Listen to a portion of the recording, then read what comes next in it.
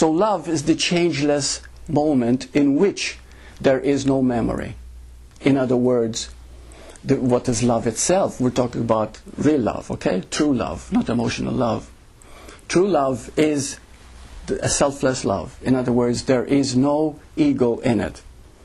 Okay? It's forgetfulness of self. Now, the very nature of that love is to be free.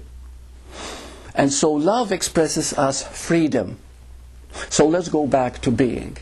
Being, therefore, has the qualities of love and freedom within it as a natural expression. Now, love and freedom are not emotions. They are not things. They just are the very nature of the unchanging now. And the unchanging now is eternal, because it's unchanging. Now, it is actually timeless. So we're talking about something here that the mind cannot really grasp, but you know, we can feel it. We can feel it in our heart. So we're talking about love and freedom in their true natural state. So, and this is the beautiful thing, you begin to understand that love gives us that freedom. And freedom gives us what is called our own reality. Now please, let's understand that. There isn't our own reality per se, because there's only one reality, and that is being. Okay? However, because we have the ability to feel, the ability to be free.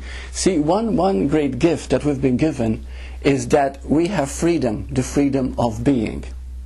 Okay? We have that freedom.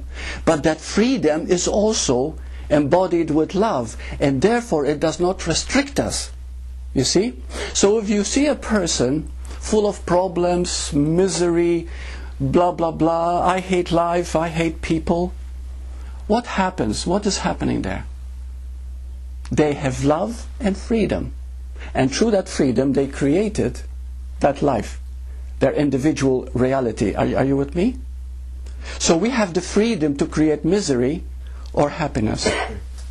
We have that freedom, and that freedom is the gift that has been given us. That is one of the greatest gifts, because love has given us freedom. Now you might say, you mean the individual has free will? No, but it thinks it does. Because there's only one will, the will of being. And that one will, the will of being, is made up of love and freedom. That accompanies everything. So being itself is our true home. Being is what we call heaven, the kingdom of God. Okay? So when we feel free, and we do not know that we think we have a free will of our own, okay, there's no such thing as ego will, but we think we do, and so we keep choosing that which is not good for us automatically. So if you're living a problematic life, if things are not working out, if you're very emotional and unhappy, there's nothing wrong.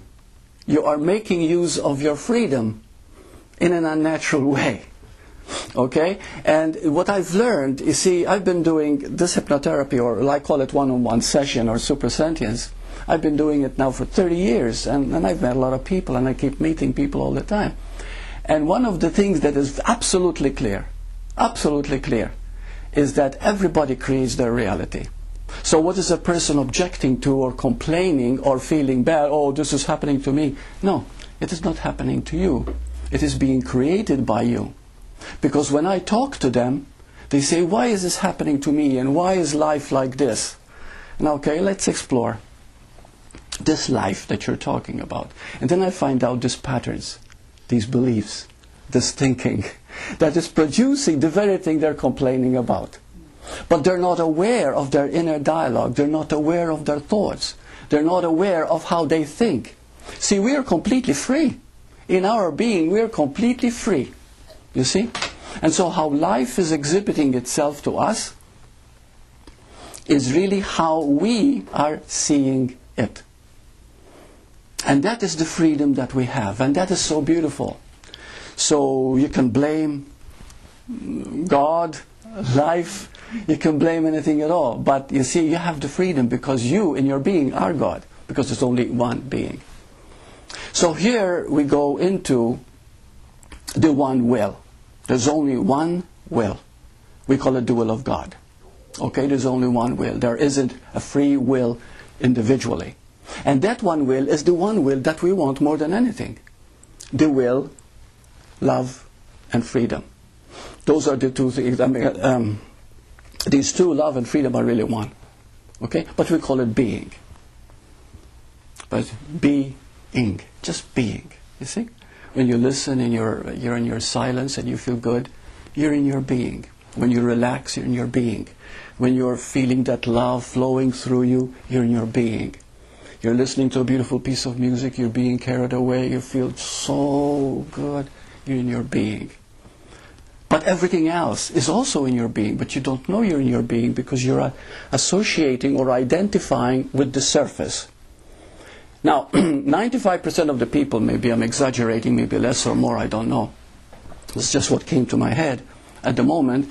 But 95% of the people, I feel, are living from the surface, shallow life called human.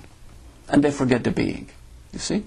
Now, the being is everything, you see? And that is the crux of the matter. I know I'm repeating myself here.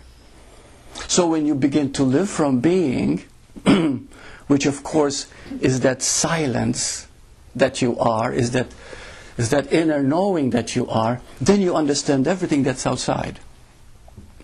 In fact, it's been said that a fully enlightened being knows everything that has ever been done on earth. For example, he knows all about science, all about psychology, all about philosophy, metaphysics. It embodies everything.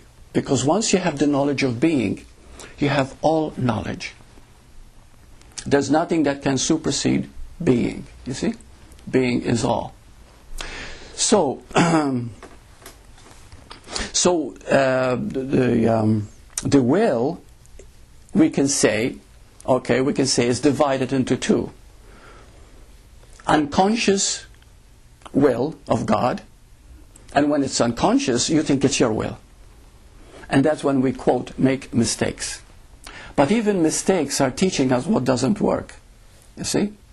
But it keeps us, because we live on the surface, we live on the shallow end. So naturally we create problems in our life without realizing the consequences of our thinking and patterns, you see? And when you're not conscious of what you are thinking and feeling, in other words, there's no awareness, they take you immediately into unconscious results. And unconscious results are, they have degrees of suffering in them. You see? When we say we're caught in negative thinking, that pattern has come about from your accepted belief about life. You see? And if you accept the world as real, how often we've heard people say, let's go back to the real world. Now when I hear that statement, people are telling me, I know nothing about life. Because the reality, what is real, reality itself, is the being. You see? The world that we live and everything else is an appearance of that being. And this is why when you understand being, or you be in touch with it, everything else, which is its appearance, which we call the world, you become very knowledgeable in, becomes very clear to you. You see? So there's conscious and unconscious will. Conscious will is realizing that there's only one will. And that is the divine will, or the will of God, or whatever you want, or the will of being. But then remember that this is your will too, you see? So when I say your will, I'm referring to being here. I'm not referring to an individual.